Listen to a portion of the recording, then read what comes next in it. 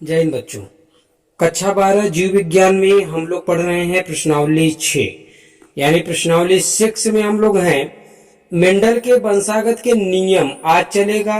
Mendel ने 3 नियम दिया था, प्रभाविता व अप्रभाविता का नियम, दूसरा पृथक्करण या वियोजन का नियम। पृथक्करण माने अलग होता है, वियोजन माने भी अलग होता है। स्वतंत्र आव्यूहन का नियम, स्वतंत्र माने पूरी तरीके से स्वतंत्रता मिली हो। प्रभाविता का जो नियम है, मेंडल के अनुसार जीवों के लक्षणों को विपर्यासी युगलों में बांटा जा सकता है। प्रत्येक युगल के दोनों लक्षणों के कारकों के साथ साथ होने पर उनमें से केवल एक ही लक्षण जीव में दिखाई देता है। यह लक्षण प्रभावी लक्षण कहलाता है तथा दूसरा लक्षण जो स्वयं को प्रदर्शित नहीं कर सका अप्रभावी लक्षण कहलाता है।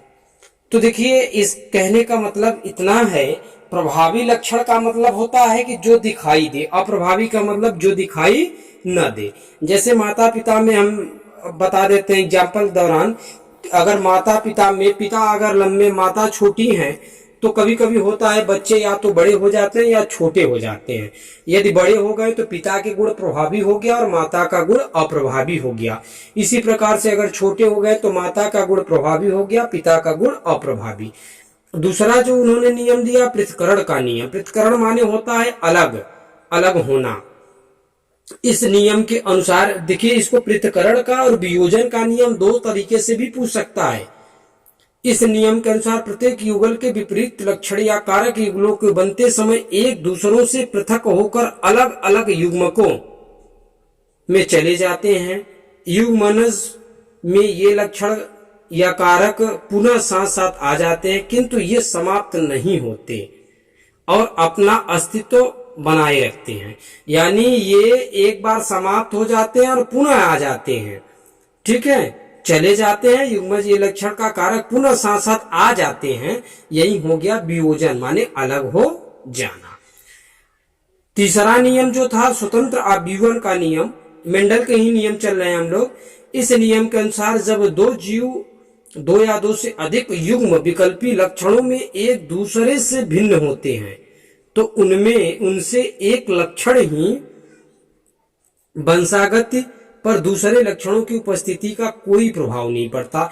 एक लक्षण प्रभावी है और दूसरे का कोई प्रभाव नहीं पड़ता। प्रत्येक जोड़ी के विपर्यासी लक्षणों के जिन अन्य विपर्यासी लक्षणों से प्रभावित हुए बिना स्वतंत्र रूप से आव्यूहन करते हैं। अतः इस नियम को स्वतंत्र आव्यूहन का नियम अथवा स्वतंत्र प्रतिसम्मिश्रण का नियम कहते हैं। आपको बातें समझ में आ गई होंगी।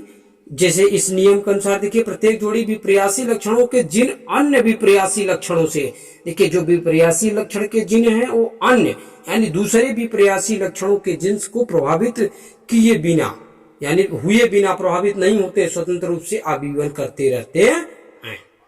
तो इस प्रकार से मेंडल के जो 3 नियम है वो आपको बताया गया। अब हम लोग कल के क्लास में पढ़ेंगे मेंडल के नियमों का महत्व। तो आज के लिए बस इतना ही। धन्यवाद।